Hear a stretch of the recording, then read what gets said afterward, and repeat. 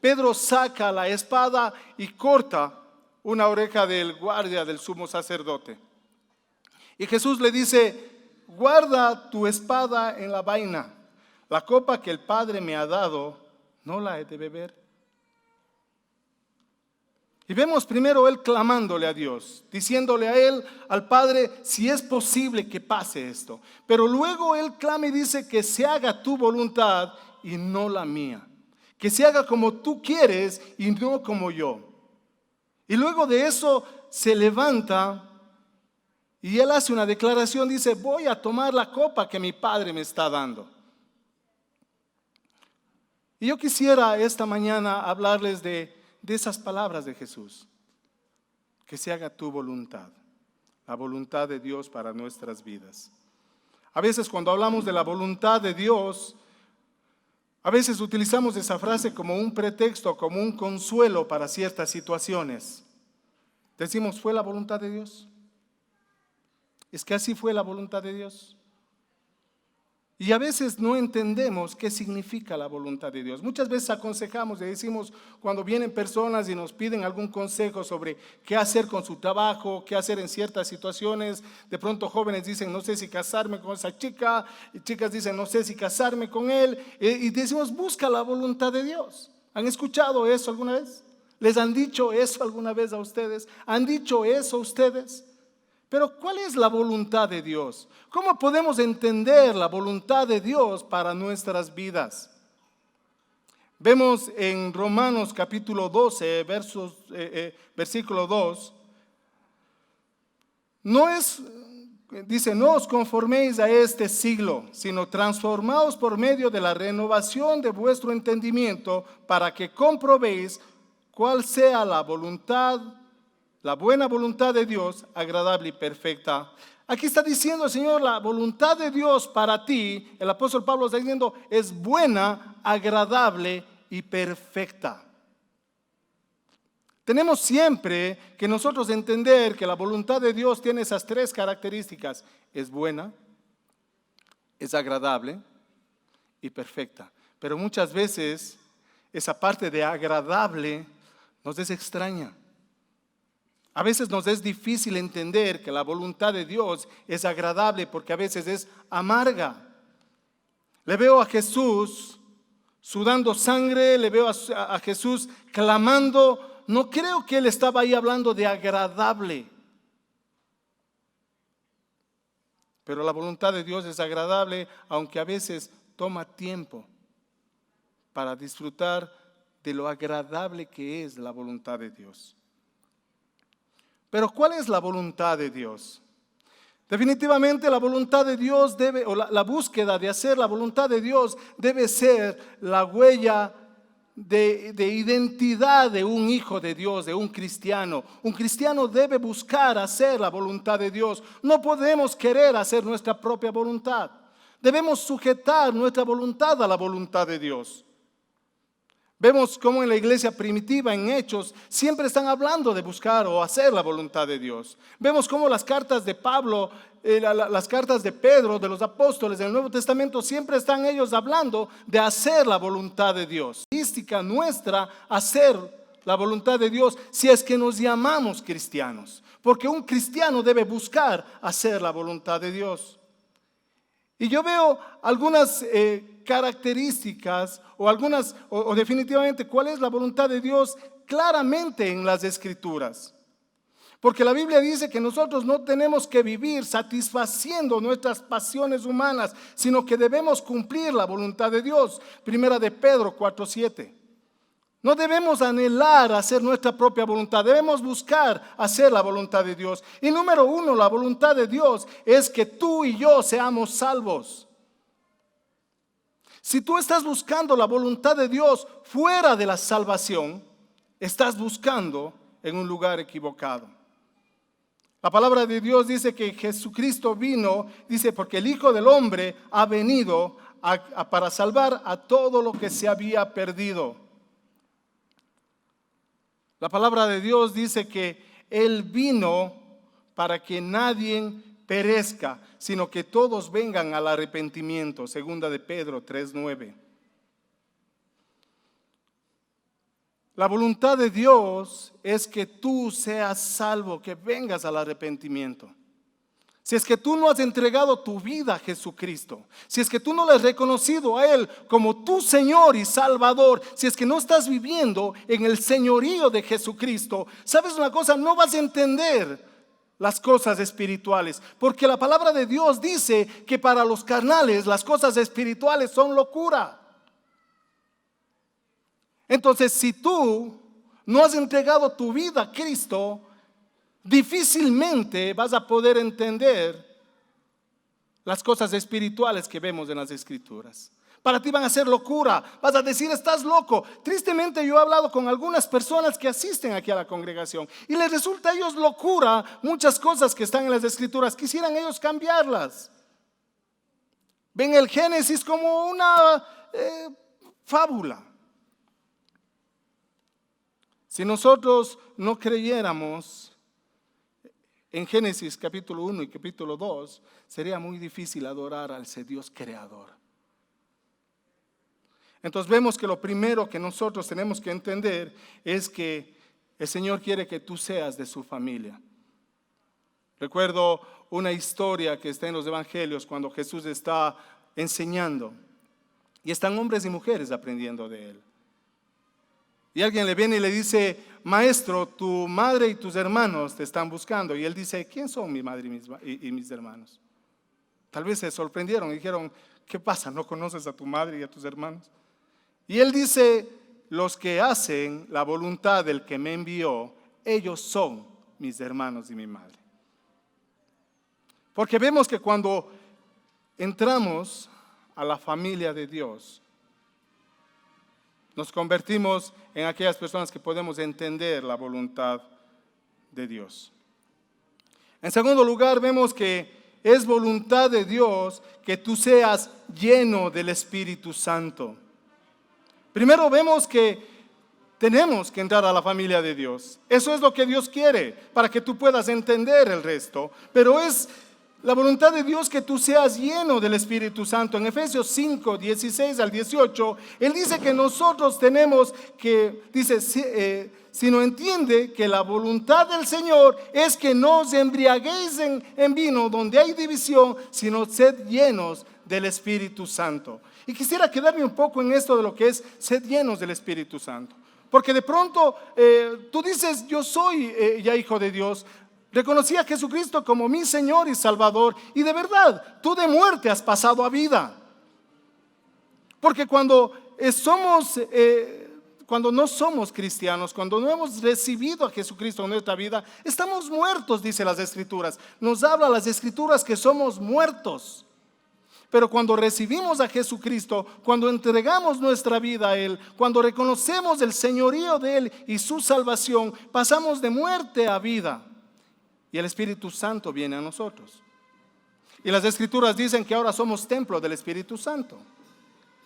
Pero algo que tenemos que entender es que tenemos que pasar de tener el Espíritu residente al Espíritu dominante. Porque el Señor quiere reinar en tu vida. Cuando decimos que Él es nuestro Señor, Él quiere reinar en nuestra vida. Y tenemos nosotros que buscar ser llenos del Espíritu Santo. Cuando Pedro estaba cerca de Jesús, él podía caminar sobre las aguas. Él tenía la valentía suficiente como para querer sacar su espada y combatir a los romanos que vinieron junto con los sumos sacerdotes y sacerdotes para arrestar a Jesús. Era valiente. Cuando se alejó de Jesús, era tan cobarde que le negó. Era tan cobarde que volvió a la antigua vida. ¿Cuántas veces nosotros hemos estado aquí al frente orando, pidiéndole cosas a Dios, hemos recibido de Dios, y cuando vienen tiempos de ciertas pruebas, lo primero que hacemos es huir a nuestra antigua vida? ¿Cuántas veces estamos negando la obra de Dios, y que es una forma de negar a Jesús cuando estamos en tiempos de tribulación? Muchas veces. ¿Por qué? Porque no hemos pasado de tener al Espíritu de Dios residiendo en nosotros, porque somos templo del Espíritu Santo, a pasar a tener al Espíritu de Dios como un espíritu dominante en nuestras vidas. De eso se trata la llenura del Espíritu Santo. Cuando hablamos de ser llenos del Espíritu Santo, hablamos de poder. Vemos en Hechos 2, cuando vino el Espíritu Santo, recuerdan que Jesús ascendió al cielo y les dijo a ellos que todavía no se vayan. Ellos estaban de pronto emocionados, ellos estando ese tiempo con Jesús, querían ir ya de pronto a predicar, pero Jesucristo dice, no se vayan. ¿Cuál fue la indicación de él? No se vayan, esperen porque va a venir el Consolador, el Espíritu Santo. Y en Hechos 2 viene el Espíritu Santo. ¿Y qué es lo que Pedro hace? El cobarde que le negó a Jesús toma valentía, se levanta y comienza a hablar delante de toda la gente que está en Jerusalén. Y comienza a ellos a hablar del Cristo, de aquel que vino para dar vida, aquel que le crucificaron. Comienza él a acusar, pero con tal autoridad que mucha gente se convirtió. Tenemos que entender que cuando estamos llenos del Espíritu Santo es tener la conciencia de que Cristo mismo está al lado nuestro. Y cuando Cristo está al lado nuestro, cosas impresionantes suceden. Enfermos son sanados. Comenzamos nosotros a hablar con autoridad. ¿Por qué? Porque el Señor nos va a respaldar. Vamos a poner las manos sobre los enfermos y estos serán sanados. Vamos a poder declarar las verdades y la gente va a comenzar a entregar su vida a Cristo. Porque el Señor nos respaldará. Eso es estar en poder. Muchas veces decimos y hemos dicho, es tener poder, es como tener dinamita. Pero a veces nos sentimos apagados. Porque no vamos del espíritu residente al espíritu dominante. Un llamado de Dios, es voluntad de Dios que tú seas lleno del Espíritu Santo y andes en una vida de poder en el Espíritu de Dios. Esa es la voluntad de Dios. Es la voluntad de Dios de que tú seas santificado. En primera de Tesalonicenses 4, desde el verso 3 al 6 dice, pues la voluntad de Dios es vuestra santificación, que os apartéis de fornicaciones y de cada uno de vosotros sepa, y que cada uno de vosotros sepa tener su propia esposa en santidad y honor, no con pasiones y concupiscencias como los gentiles que no conocen a Dios, ni ningún agravio en contra de su hermano, porque el Señor es vengador de todo esto, y como ya os he dicho y testificado. El Señor quiere que tú vivas una vida de santificación. Esa es la voluntad de Dios. Si vemos, la voluntad de Dios es que tú seas salvo, la voluntad de Dios es que tú seas lleno del Espíritu Santo, pero la voluntad de Dios es que tú vivas una vida de santificación. ¿Sabes lo que significa santidad?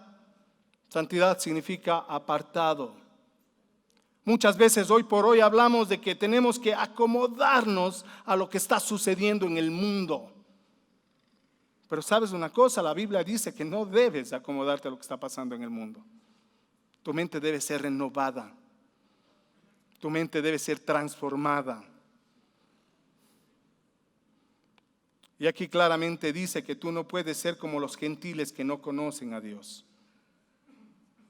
Tú debes vivir una vida que agrade a Dios. Cualquier tipo de porneia que utiliza aquí la palabra en griego, que es pornografía, es pecado. Solteros, cualquier tipo de satisfacción sexual antes del matrimonio es fornicación. Y claramente las Escrituras dicen que no anden en fornicación. Casados, la palabra de Dios es claro, dice que debes tratar a tu esposa en santidad y honor. Cualquier tipo de satisfacción sexual fuera del matrimonio es adulterio. Por eso Jesús dijo, si ves a una mujer y deseas en tu corazón, ya has adulterado. Porque la voluntad de Dios es que tú vivas en santidad, en una vida de santificación. Recuerdo que cuando con mi esposa cubríamos parejas, habían parejas que venían a decir que le cubramos, que quieren casarse. Y una de las cosas que le preguntábamos, decían, ¿cómo está? Y ellos hablaban de que es que hemos sentido que la voluntad de Dios es que estemos juntos. Siempre nos gusta hablar de la voluntad de Dios y hacerle la cosa como muy espiritual.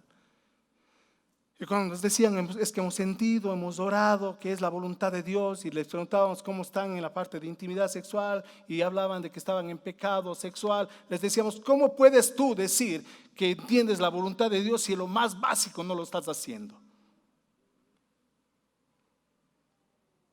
La voluntad de Dios es que tú no engañes a ningún hermano, que lo trates con honra, porque eso dice, no engañar en nada a su hermano.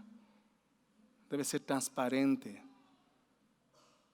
Siempre decimos vivir una vida es complicado, no se diga vivir una doble vida. Y cuando engañamos, vivimos dobles vidas. Debemos ser claros con los hermanos. No engañemos en nada a ellos. No tenemos que ser, cuando dice que no tenemos que ser como los gentiles que no conocen a Dios, no debemos ser guiados por nuestras glándulas.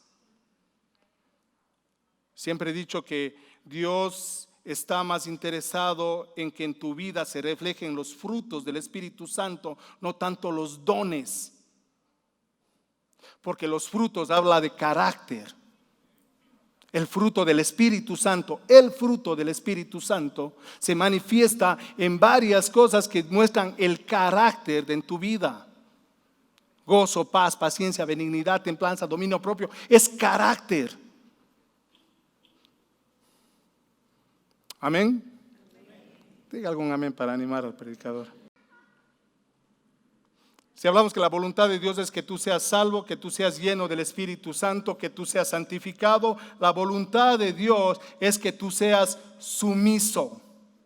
¿Cómo que sumiso si estamos en el tiempo de las rebeliones y que cada quien hay más marchas porque no nos gusta ser sumisos? Pero dice en 1 de Pedro 2:13, a causa del Señor someteos a toda institución humana, ya sea al rey como a lo superior, y ya a los gobernadores, como por el enviado, por el castigo de los malvados y alabanza de los que hacen bien. Porque esta es la voluntad de Dios, que haciendo bien hagáis callar la ignorancia de los hombres insensatos como libres, pero no como aquellos que tienen libertad para hacer lo malo, sino como siervos de Dios. Y ve lo que te dice, honrad a todos, amad a los hermanos, temed a Dios, honrad al rey. Es voluntad de Dios de que tú te sometas a todas las instituciones humanas. Varias veces he dicho aquí, yo no he permitido nunca que mis hijos digan a los policías como les encanta a otros decirles. Porque tenemos que aprender a honrar. En el primer siglo los historiadores, siempre como Eusebio, hablaba, no, ellos no eran cristianos. Eusebio no era cristiano, pero como él se refería a los cristianos, era como ciudadanos notables. Los historiadores del primer siglo se referían a los cristianos como cumplidores en impuestos. Una de las cosas que ayudó a pasar las persecuciones contra los cristianos tuvieron 10 grandes persecuciones hasta el año 275 más o menos. Y luego una de las cosas que aportó para que puedan tener ya libertad para adorar, no era solamente de que el emperador vio el signo de la cruz y una voz les dijo que van a vencer, sino era porque habían cartas de grandes personas no cristianas que hablaban y daban testimonio de los cristianos como buenos ciudadanos.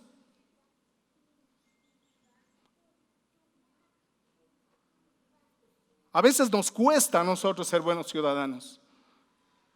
Tenemos nosotros también que estar achacando al gobierno. Tenemos nosotros también que estar contra todas las cosas. Y ustedes me preguntarán, bueno, ¿y hasta cuándo podemos respaldar al gobierno? Hasta que él infrinja la ley de Dios. No podemos apoyar un pro aborto o los grupos LGBTI cuando son claramente una aberración contra la palabra de Dios. Hablamos hace un momento con algunos amigos aquí en la cafetería y decíamos, las obras de los muertos no nos deben afectar mucho, pero es triste para mi corazón cuando veo que hermanos que declaran ser cristianos son pro aborto o son pro grupos LGBTI. Pero el gobierno está apoyando eso y dice que tenemos que someternos a toda institución humana. Claro, pero en Hechos 4, Hechos 5 y Hechos 6 es clara las instrucciones que dice, primero tenemos que estar sometidos a Dios antes que los gobiernos, cuando los gobiernos van y violan la ley de Dios. Es claro. ¿Estoy siendo claro, hermanos? Estoy diciendo lo que dice las Escrituras. Porque es clara la voluntad de Dios. La voluntad de Dios es que nosotros aprendamos a ser personas que nos sometamos, que nos sujetemos a los demás. ¿Acaso en Efesios 5 no habla de que los esposos debemos en el matrimonio estar aprendiendo a estar protegiendo y sujetándonos? La sujeción es bíblica. El respeto, el honrar, el ser buenos ciudadanos debe ser una característica de nosotros como hijos de Dios. La voluntad de Dios es que seamos sufridos, no sufridores, es diferente, pero sí sufridos. Jesús mismo dijo que en este mundo vamos a tener aflicciones, sufrimientos, pero no teman, yo he vencido al mundo. Muchas veces decimos, ¿y por qué a mí? ¿Y por qué cuando me pasa esto siempre decimos, ¿y por qué a mí? Yo decía la última vez cuando predicaba a las 8, decía, deberías decir, ¿y por qué no a ti? Si Jesús, siendo santo, siendo puro, sin mancha, sin culpa, padeció lo que padeció por culpa tuya y mía, ¿por qué nosotros ahora vamos a decir, ¿y por qué a mí? ¿Se han escuchado esta frase? ¿Sí lo han dicho alguna vez? Nos pasa algo y decimos, ¿pero por qué a mí? ¿Y por qué no? Primera de Pedro 3:17 dice, si la voluntad de Dios es preferible, sufrir por hacer el bien que por hacer el mal. Primera de Pedro 4:19 dice, así pues, los que sufren según la voluntad de Dios, entréguense a su fiel Creador y sigan practicando el bien. El sufrimiento es parte de la vida del cristiano, es parte de la vida. Pero el apóstol Pablo, luego de que entregó su vida a Jesucristo, pasaba más en la cárcel que siendo libre. Pasaba más encadenado, tenía problemas de salud, obviamente por estar en lugares húmedos largo tiempo, amenazado de muerte. ¿Cómo murieron todos los discípulos? Con excepción de Juan, que estuvo exiliado en la isla, pero todos sufrieron. El sufrimiento es parte de, vas a ser probada, tu fe va a ser probada. Y a veces las pruebas nos causan dolor. A veces queremos nosotros ceder o a veces no queremos ser tan criticados y por eso a veces cedemos en nuestras convicciones, pero esa no es la voluntad de Dios. La voluntad de Dios es que tú seas firme, que tú puedas declarar las cosas que Dios te ha llamado a declararlas y a veces eso te va a hacer que la gente reaccione contra ti. A veces ser claro, ser íntegro. A veces realmente decir las cosas como tú entiendes que dice las Escrituras, va a hacer que el mundo reaccione, va a hacer que tus familiares cercanos reaccionen contra ti, tus amigos. Y a veces eso va a causar dolor. Pero si haces el bien y eso te causa mal, sigue haciendo el bien. La voluntad de Dios es que tú seas salvo, lleno del Espíritu Santo, santificado, sumiso, sufrido Pero también la voluntad de Dios es que tú seas agradecido. Primera de Tesalonicenses 5:18 dice: den gracias a Dios en toda situación, porque esta es la voluntad para ustedes en Cristo Jesús. Den gracias en todo, porque esa es la voluntad de Dios para ustedes en Cristo Jesús.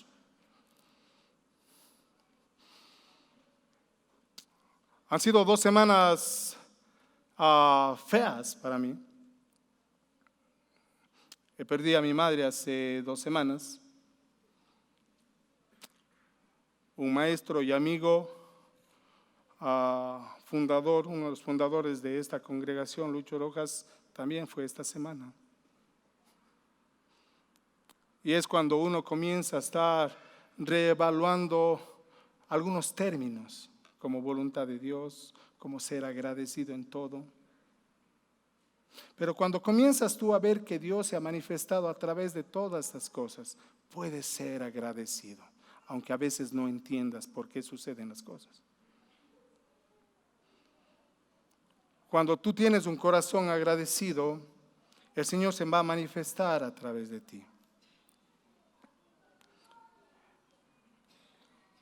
De pronto ustedes dicen, sí, pero ¿y ahora cómo puedes tú decir cuál es la voluntad de Dios para mi vida en esto? Si me caso o no me caso. ¿Se acuerdan que hablábamos de eso? Cuando andamos buscando la voluntad de Dios en si me cambio de trabajo o no me cambio de trabajo, si me voy de viaje, no me voy de viaje, o qué hago con este tipo de situaciones, y ahora qué hago, ¿cuál es la voluntad de Dios? Permíteme decirte algo.